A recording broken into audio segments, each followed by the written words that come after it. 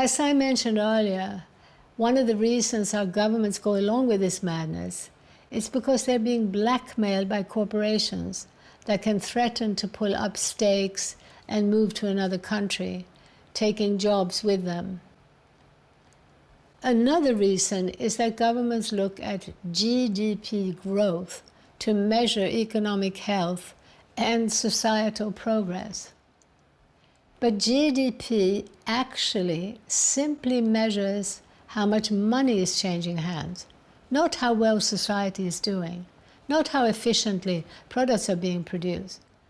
Social and environmental breakdown literally contribute to a rise in GDP. If the water is so polluted we have to buy it in bottles, GDP goes up. If families no longer care for their own members, but instead send their children to childcare and their grandparents to old people's homes, GDP goes up. War, cancer, epidemic illnesses, all of these things involve an exchange of money, and that means they end up on the positive side of the balance sheet. It's claimed that GDP growth through globalization has lifted millions of people out of poverty, especially in India and China. This is unfortunately not the full picture. In largely self-reliant villages, people's needs are met even though relatively little money changes hands. Development pushes people off the land into the cities, where they become completely dependent on money to meet all their needs.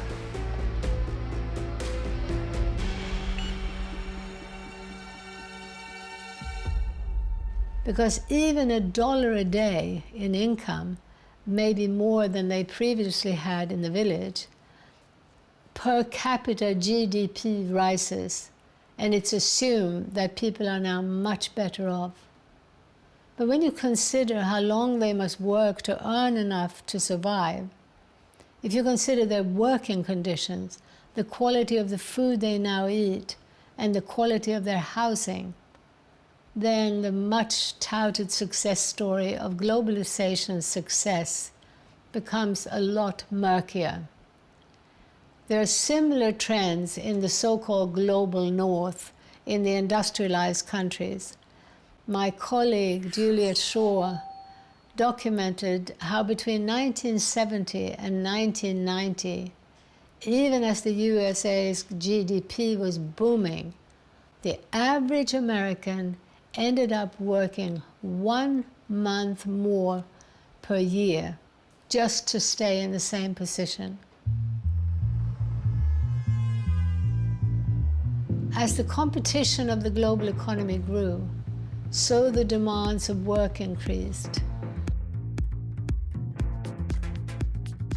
More work at home, more access at any time, longer commutes for many people.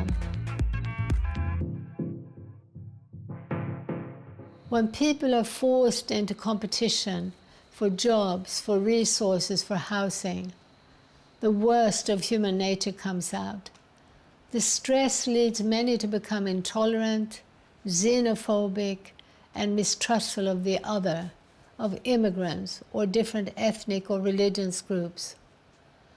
All too often, this gives rise to fundamentalism and conflict. I even saw in Ladakh, where the Buddhist majority and Muslim minority had lived cooperatively, side by side, for centuries, for 500 years, without any group conflict. Within about 10 years of the arrival of the global economy, competition for jobs, status, and political influence created divisions that led to violence between the two groups.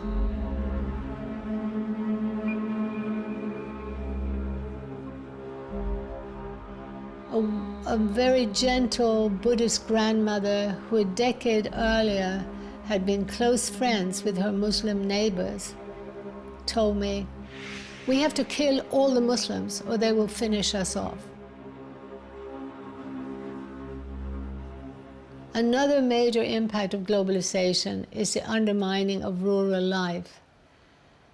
As people are pulled out of villages, towns, and even smaller cities into huge megacities. In these cities, jobs are concentrated, and economic vitality outside the metropolises wanes. Towns lose their main street businesses and their post offices. Local hospitals and schools become amalgamated into larger entities somewhere else. Housing costs close to the available jobs skyrocket, leading to longer and longer commutes from the expanding rings of sprawling suburbs into the city. Livelihoods are also under threat. Many jobs get outsourced to countries with lower wages, and now automation and AI are leaving more and more people job insecure, not only in manufacturing, but in professions like accounting, high tech, and healthcare.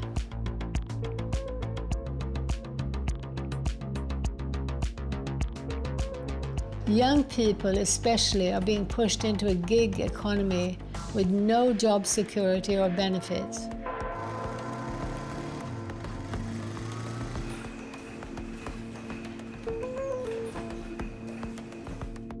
Compounding all this is a shallow consumer culture with its manipulative advertising, celebrity worship, and social media posturing. It targets the ever-growing ranks of alienated, isolated individuals in both global north and south, in urban and rural areas alike, with the message, "You're not good enough unless you acquire this car, this home, this look, this lifestyle."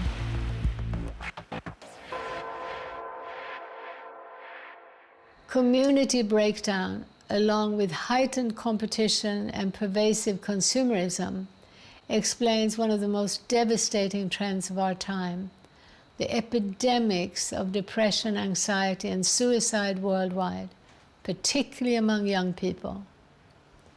It's heartbreaking to hear people blame themselves or their own cultural traditions, often without being aware that the trends are similar in virtually every country.